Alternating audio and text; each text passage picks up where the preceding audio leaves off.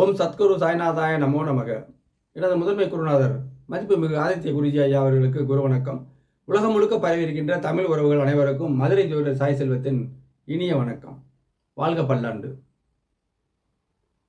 இந்த பதிவு இந்த பெண் ஜாதகிக்கு இது ஒரு பெண் ஜாதகம்.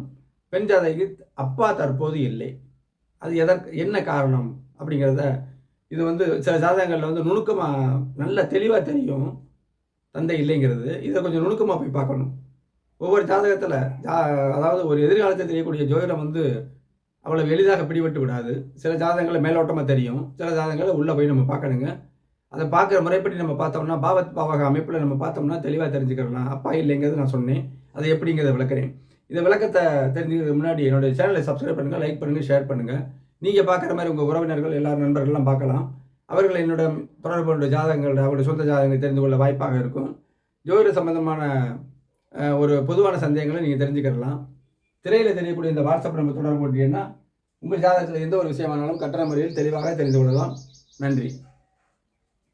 இப்போ இந்த ஜாதகி பார்த்தீங்கன்னா 21/4/2001 பெண்ணுங்க. 7:10 AM திருச்சியில் பிறந்திருக்காங்க.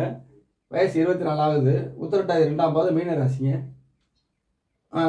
ஜனன கால தசா இருப்பு அதை வச்சு தான் இப்போ என்ன சம்பவம் நம்ம கண்டுபிடிக்க முடியும்.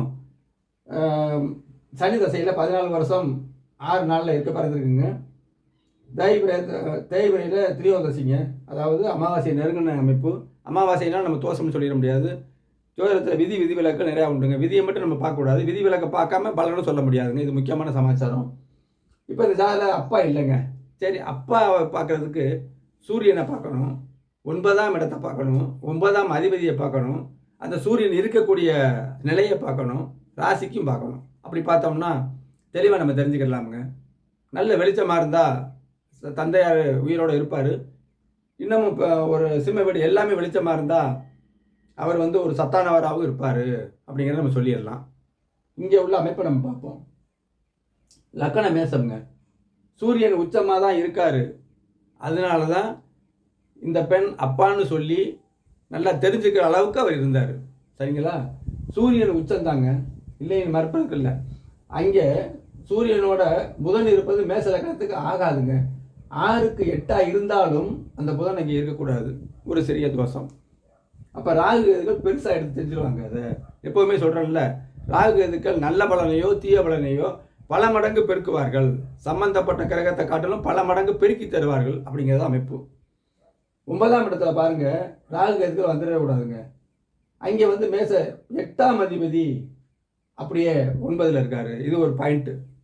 அஷ்டமாதிபதி இந்த லக்கணத்துக்கு 8ஆம் அதிபதி செவ்வாய் தான்.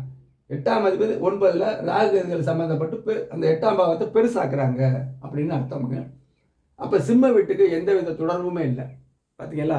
சிம்ம வீட்டுக்கு எந்தவித சுபத்துவமே இல்லை. அப்படி இருக்கிற போது இருட்டாகவே வருதில்ல. 6, 8 இந்த மாதிரி சம்பவங்கள் வரும்பொழுது, ராகு சம்பந்தம் வரும்பொழுது அவங்களுக்கு அப்பாவுக்கு பிராப்தம் இல்லைங்கிறத நம்ம சொல்லிடலாம். சில நிலைகளில் ராசிக்கு நம்ம பார்க்கணும். இப்போ லக்கணத்துக்கு பார்க்கும்போது ராசிக்கும் பார்க்கணும்ல. மீன ராசிக்கு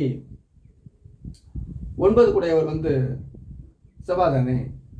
மீன ராசிக்கு 9 கூடையவர் செவ்வாய் தானே. ராகு அதுக்குள்ளே போயிட்டார், அவ்வளோதான்.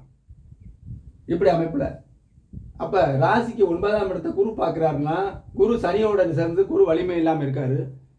இப்படிலாம் லேசாக வெளிச்சங்கள் இருக்கும்போது சின்ன வயசில் போயிருக்க மாட்டார் அப்படிங்கிறது உறுதியான தகவலுங்க. அப்போ பிறந்தவொடனே அப்பா இல்லைங்கிறதுக்கு அதுக்கு வேறு இருட்டு தான். அதாவது இருட்டுடைய அளவுகள், வெளிச்சத்தினுடைய அளவுகளை பார்த்தா தான் நம்ம சம்பவங்கள் ஜாதகத்தை நல்லா தெளிவாக பார்க்க முடியும். அதனால இதுக்கு அப்பா இல்லைங்கிறது உறுதிங்க. அம்மாவை பொறுத்தவரையில் சந்திரன் அமாவாசையாக இருந்தாலும் உச்ச சுக்கரனோடு சேர்ந்துருக்காருங்க. 4ஆம் அதிபதியுமே அவர் தான். புரிஞ்சுக்கிட்டீங்களா? 4ஆம் அதிபதி சந்திரனுமே அவர் தான். மாதா காரகன் சந்திரனுமே அவர் தான். இங்கே சுக்கரனோடு சேர்ந்ததுனால ஒரு அந்த தாயார் இருக்காங்க அப்படின்னு அர்த்தம்.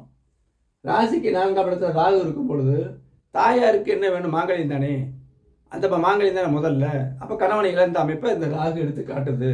இப்படி தெளிவாக சாரத்திலாம் ஒன்றுமே பலன் இல்லைங்க. பொதுமக்களே தெரிஞ்சுக்கிறங்க, சாரத்திலாம் பலன் கிடையாது. கிரகத்துக்கு ஏற்படுற வெளிச்ச இருள் வச்சு நம்ம பலன்களை அழகாக சொல்லலாங்க. தந்தை இழந்த பின்னாடி இந்த பெண்ணுக்கு எல்லா பாக்கியமும் கிடைக்கக்கூடிய அமைப்பை நான் சொல்லிவிட்டேன். உங்களுடைய ஜாதகத்தில் எந்த ஒரு விஷயமானாலும் எனது வாட்ஸ்அப்பில் தொடர்பு கொள்ளுங்க. தெளிவாக கட்டணமில் தெரிந்து கொள்ளலாம். நாளை ஒரு பயனுள்ள வீடியோவில் சந்திப்போம். நன்றி, வணக்கம்.